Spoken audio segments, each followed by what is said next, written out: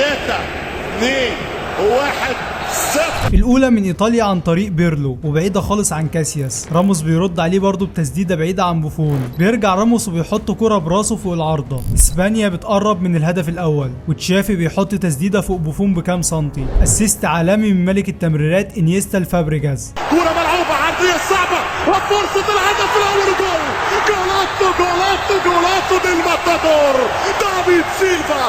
الطليان لم يفهموها، الطليان ما قراوهاش ما لقوهاش. ودافيد سيلفا بيسجل الهدف الاول. وكان باين ان اسبانيا نازله تعاقب ايطاليا بعد التعادل امامها في دور المجموعات. كانت مباراه ممتعه عملت عنها فيديو، ما تنساش تسمعها بعد ما تخلص المباراه دي. ايطاليا تعمل ردة فعل عنيفه وتروح بكام هجمه، واحده من كره ثابته والتانيه من ركنيه والتالته من ركنيه والرابعه برضه من ركنيه. بس اسبانيا صامده بعد الهدف. وهنا كاسياس غلب بس بالوتيلي ما استغلش ده. كاسانو بيثبت الكل وكلنا قلنا اكيد هيفجر الجول بتسديده، بس بنلاقيه بيحطها سهله في ايد كاسياس. بالوتيلي بيحط تسديده بس في السماء. بس سريعا اسبانيا بتعاقب ايطاليا عن طريق جوردي ألبا. والهدف الثاني عن طريق اللاعب جوردي ألبا.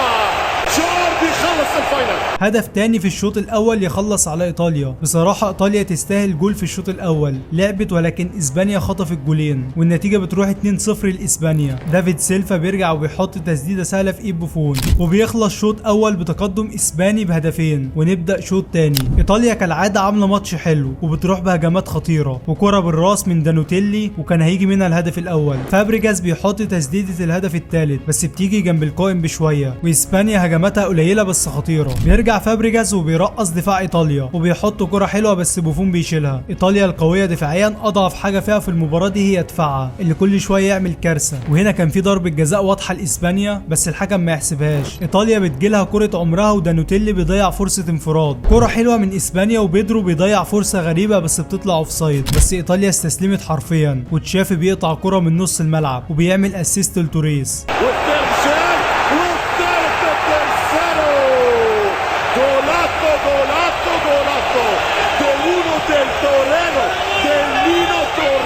واسبانيا بتضرب ايطاليا ب3 اهداف وبتنهي عليها. وايطاليا كده كده بدنيا وذهنيا وقعت ودفاع ايطاليا حرفيا بقى كارثه. والكره اللي بعدها من توريس لاخوان ماتا. الرابع ليه الرابع عليه الرابع سي يا بالوتيلي. ايش مكلمك ايش مكلمك يا بالوتيلي. واسبانيا بتعمل اكبر سكور في تاريخ نهائي اليورو وعلى منتخب كبير. وحرفيا ايطاليا استسلمت من بعد الهدف الثاني. راموس عاوز يجيب هدف ايقوني بس بوفون بيصدها. بس الحكم بيرحم ايطاليا وبيصفر بتتويج اسبانيا بنهائي يورو 2012